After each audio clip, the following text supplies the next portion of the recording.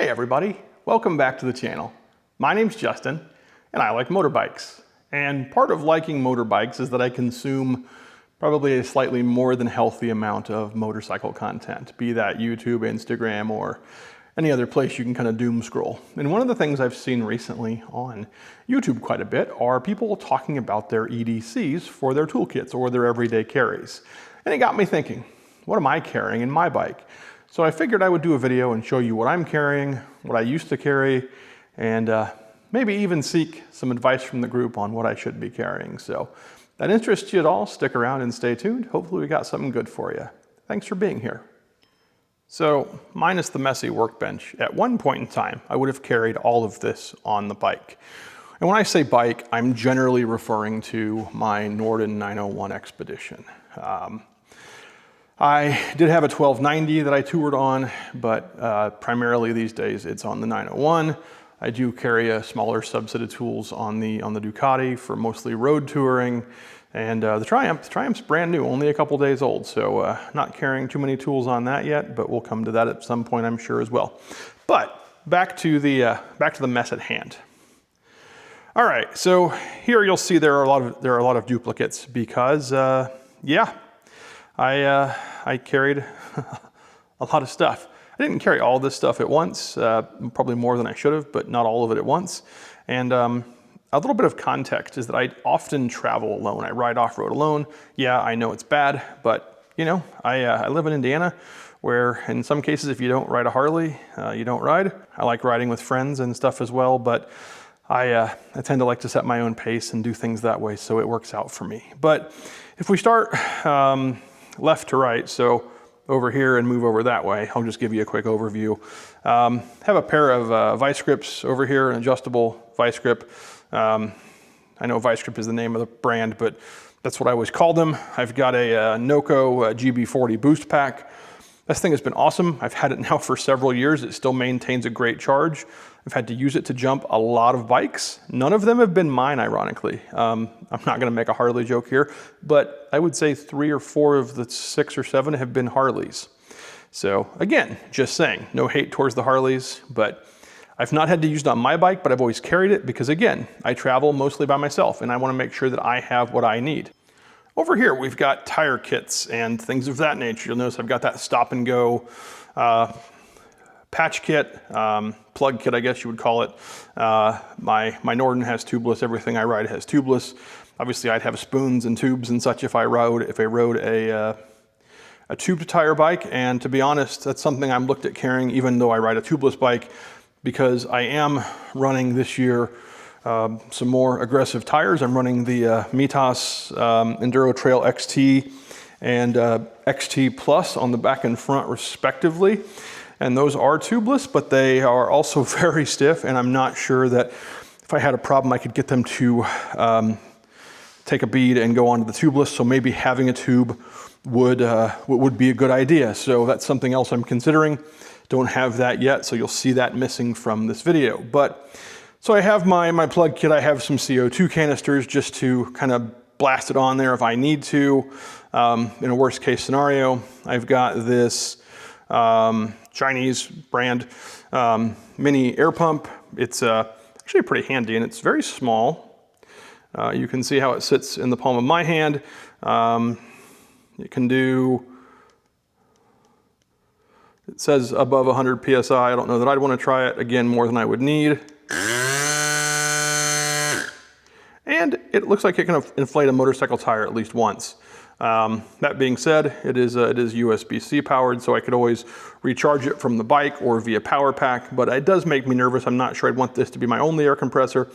So in that case, should I actually be carrying it? That's a great question, one that I'm trying to answer for myself. We have our stop and go mini air compressor. This one's been around in the motorcycling community for a long time. It's got an SAE or a 12 volt, well, I guess we used to call it cigarette lighter connection. So that's Old Faithful. Again, there's a size difference. And then option number 3 would be to carry this per lot. Again, another Amazon battery powered inflator. Pretty good sized. Not a whole lot of space savings over the stop and go weight wise. Weighs about as much. And something to consider. But so that's one of the places where I am trying to decide what to carry, because I do want the way to inflate the tires. I'm not going to go as extreme as carrying a like a bicycle pump, but I still think this is probably like a hand pump, but I still think this is something worth considering. So if we come down here, we've got tools. I've got pliers. I've got an adjustable wrench. A lot of these you'll see are from a Cruise Tools set. Cruise Tools is one of these pre-made kind of motorcycle tool rolls. I used to buy them for all my bikes, and then I realized that they didn't fit where I wanted to stow them, and they have good tools, but again, I didn't need to have everything. So I've got obviously a set of bits and a small screwdriver that does also have an extension. So we'll talk about that. I've got my sockets for the bike, got an extension for the bike, got the ratchet. I do have a spark plug socket that's got kind of a knuckle to it, so that's kind of interesting, as well as some additional bits. Like I said, pliers. Over here in the upper middle, I guess, we've got the toolkit that came along with the Husky when I bought it. You'll see we've got, again, some more different sockets or different driver bits. We've got flatheads, Phillips, Torx and Allen. We've got the driver for that. We've got a ball-ended Allen key here. We've got a 10 and 14 box end or open end wrench. Again, we've got a socket for this, which is a 17 mil and used for a couple different specific parts on the bike. We've got our axle wrench, which does fit the front and rear on the 901. We've got the kind of the leverage extension for that. And we've got our 8 and 13 as well.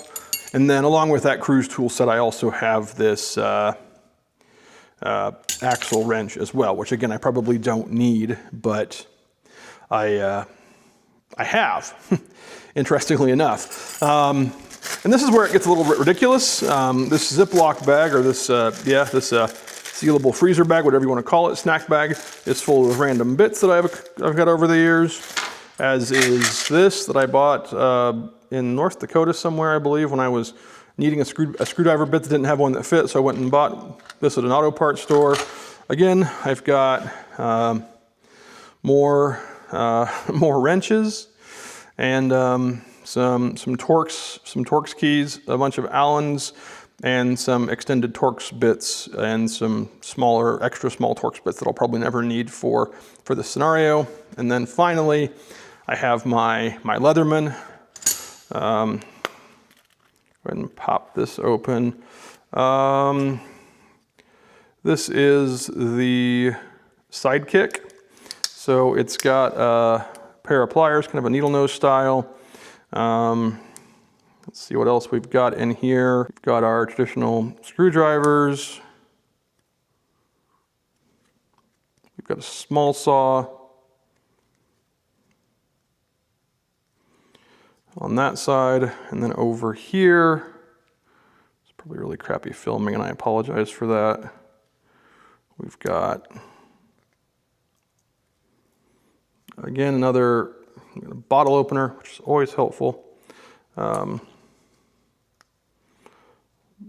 bit of a measuring, but more of a serrated blade, and we've also got a regular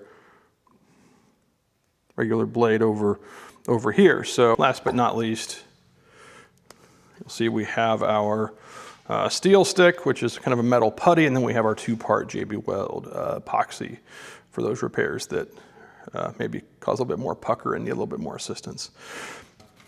Do carry some zip ties, cable ties as well, Gorilla Tape, and then in this other Cobalt bag I have fuses for the fit the bike of all sizes, and I did go through and check them and make sure they are all still serviceable. So That's what I've carried in the past, and that's a problem because it's a lot of weight. And previously, what I would do with that weight is I would put it in one of these, a giant loop stuff sack. I've had this for the last 4 years now. 4 years ago, when I rode my 1290 from here to Alaska, I actually took this bag, filled it with tools, air compressor, tire repair kit. The tools, actually, I should say, went in a tool roll or a tool tube that would have sat under the rear on the luggage racks. That's great when you have luggage racks, because I'm going rackless. Doesn't make sense. Like the idea of the tool tube, but I also don't want to carry racked luggage this year, so that's probably not going to work. And then previously on the Norden, I would have taken this giant loop bag, Possibles pouch is what Giant Loop calls it, would have put it here, and then on the other side, I would have put my first aid pouch. And that works, and it does a good job, but it does put quite a bit of weight on those Cross Pro crash guards, which aren't excellent to begin with. They're good. They're not super expensive, but they are lightweight. I found that out last year. Luckily, they can be bent back, but because of that, I'm not sure I want to put it in this year. So let me show you what my other options are. All right, so here you can see the side panels off of the Norden 901. And if you're looking for a point of reference, if you don't already know, these fit into these holes, these quick detach holes here, and then it loops up onto this bolt with this aluminum spacer, basically loop holder up here, and that's what keeps your side panels on. There are the Rottweiler luggage strap plates. There's a video about that on the channel as well if you're interested. Not many of you were, that's okay. It wasn't very fun to install either. But you'll see that I have, that inside of these side covers, there are these very not waterproof, but I don't think that matters, boxes, cases. They close up like this, and they strap in with this rubberish plastic poly strap to hold them in. And from there, you have the ability to store nothing super heavy, nothing super crazy, but something that you could have easy enough access to. You'll see I have my rear seat up off the bike, front seat's sitting over there somewhere. But you'll see that I do have this Kriega OS system here, so I do have to take that off to get to them. But I don't necessarily think I'm too terribly worried about having to do that. I think if I'm in a repair situation, that doesn't really matter. And again, doesn't add to keeps the weight low on the bike, and also doesn't add anything up front here, which is what I was trying to avoid this time around. The other place where I am putting tools this year is under my passenger seat, under my pillion seat. And that is where I'm keeping the tool pack that came with the bike. It fits very well under there, and it's got what I need to take off an axle. It's got the wrenches, it's got Allen keys and things of that nature. So now that I've kind of explained to you where I'm going to keep the major portions of my toolkit, let me show you what that looks like. All right, so we're going to start with what goes in the Husky toolkit. And there is a method of the madness, so I'm not going to carry this Cruise Tools axle wrench anymore because I don't need it. Again, it does double duty. First we have our set of bits. And yes, those do double duty, but I'm okay with that, I believe. We're going to grab our wrenches and put those in here. Grab our Allen key, put that in here. Grab our axle wrench extension. Again, our axle wrench, which does fit both the front and the rear. And there's our Husky pouch packed. And that, again, sits under the passenger seat. So it gives me quite a bit of what I need. Leatherman, again, not part of this conversation because it sits in the pocket of my riding pants or it sits in the tank bag, depending what I'm carrying. All right, let's talk about this. So in here, again, there's a method to the madness here as this falls over. I do carry, get an Allen key in here. I carry my different driver bits, driver and extension. I like the extensions for this because it allows you to obviously pack a shorter driver. We've got our sockets and our socket extension. We've got our ratchet. Is leverage going to be a problem with this ratchet? Maybe, but in theory, if I need extra leverage, I can hook onto it maybe with the pliers or figure something else out in that respect. Tire pressure gauge, good old-fashioned tire pressure gauge, and adjustable wrench. Adjustable wrench I didn't carry, but I know there's value to these. Obviously, if you need to make a quick clutch or brake pedal or handle lever, then it's good to have. So, all right, so there's that. And I know I can fit more in here, but I don't necessarily want to. Let me show you why. Now you can see we're flipped back over, and if I can do this, this should fit in here. Basically, it doesn't need to be, and again, my plan to waterproof this is simply to put a Ziploc bag on, and now I have my kind of part of my core tool set. All right, so that's that piece. Let's go look at the other side. All right, so for the other side, I am keeping both the putty as well as the two-part epoxy. I feel like they can be used in different places. I do have some wire as well. I don't have it here as part of this video, but I will add that to this as well. And I'm putting them in just a Ziploc bag. Got my Gorilla Tape, and I've got my fuses.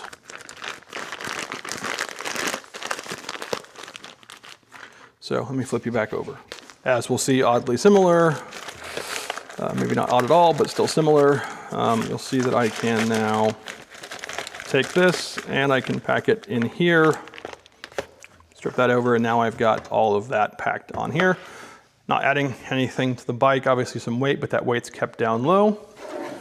Set my battery case over there so that doesn't fall off and make me sad. And there we have it. So that's packing on the sides of the bike.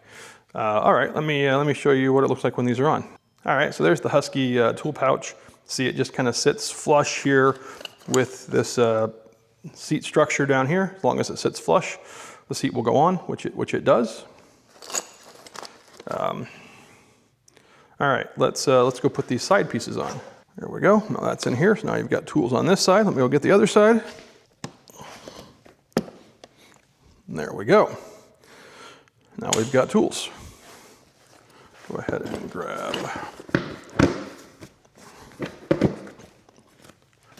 Move the Kriegers off to the side here. There we go, locked in place. And of course, can put the main seat back on and be good to go. All right, so there we have it.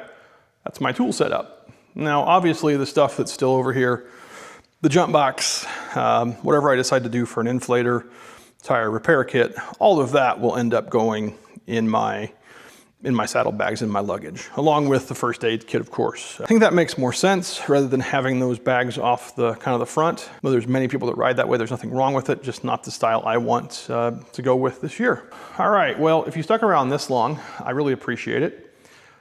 Before I ask you to like the video, by the way, if you could like the video, that would be great. What did I get wrong? What did I get right? Did I have anything in there you hadn't thought of? Do you have something that I haven't thought of? I'm making these videos because, as I said, I consume a lot of motorcycle content online and wanted to have a way to give back. And I realize the production quality of these is kind of crap sometimes, but I appreciate you watching. I'd like to have a dialogue. So like I said, what am I missing? If I'm missing something that you keep with you in your EDC, by all means, let me know. And I'll probably put it in there because that's how it generally tends to work. Am Am I overpacking? Am I underpacking? What else? So yeah, if you could, if you like this video, please give it a like. If you're curious what else is coming up, go ahead and subscribe. I promise I will do my very best to earn your YouTube time. It's getting nicer out there. It's starting to feel more like spring. So I'm going to be out riding. Hopefully you are too. If you do, please do so safely. And I will see you next time.